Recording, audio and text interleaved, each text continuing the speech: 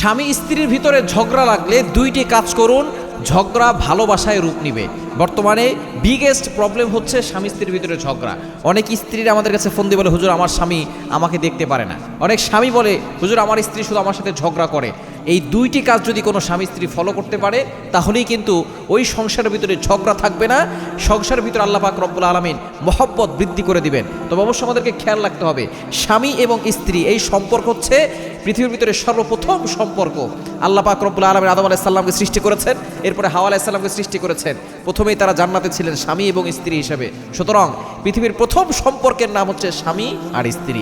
এজন্য স্বামী স্ত্রীকে কদর করবে, স্ত্রী স্বামীকে মূল্যায়ন করবে, এটাই হচ্ছে নিয়ম। তবে অবশ্যই এটা অনেকে বুঝতে চায় না।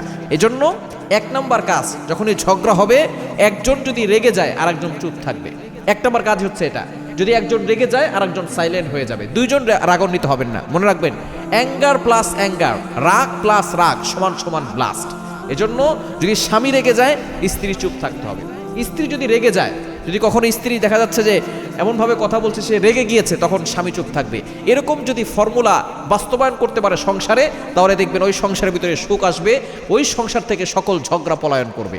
কারণ মনে রাখবেন, যদি স্বামী স্ত্রীর ভিতরে ঝগড়া লাগে, সবচেয়ে বেশি খুশি হয় শয়তান, আর আল্লাহ তাআলা রাগান্বিত হয়ে যান।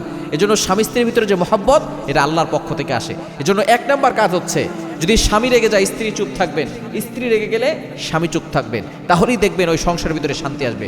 নাম্বার 2, দ্বিতীয় নাম্বার হচ্ছে, চার দেয়ালের ভিতরে কথা কাটাকাটি হবে, ঝগড়া হবে, ঘরের কথা কখনো বাহিরের কাছে কারো কাছে শেয়ার করবেন না। ছেলে তার বাবা মার কাছে তার স্ত্রী কথা বলবে না, এবং মেয়ে তার বাবা মার কাছে তার স্বামীর ব্যাপারে কোনো কথা বলবে না, কোনো অভিযোগ করবে না। এটাই হচ্ছে, এমনভাবে যদি কোনো স্বামী স্ত্রী থাকতে পারে, তাহলে ওই সংসারের ভিতরে সুখ বাড়বে, ওই সংসারের ভিতরে শান্তি বেড়ে যাবে।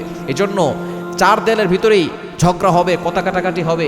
এমনকি তারা হয়তো কথা না বলে একদিন থাকতে পারে, কিন্তু এই কথা যদি মানুষের কাছে বলেন, তারা পরবর্তী সময় আপনাকে আঘাত করবে। এজন্য মানুষের কাছে কোনো কথা শেয়ার করতে যাবেন না, ঘরের ভিতরে রাখবেন। এই দুইটি কাজ যদি করতে পারেন, দেখবেন ঝগড়া ভালোবাসায় রূপ নেবে।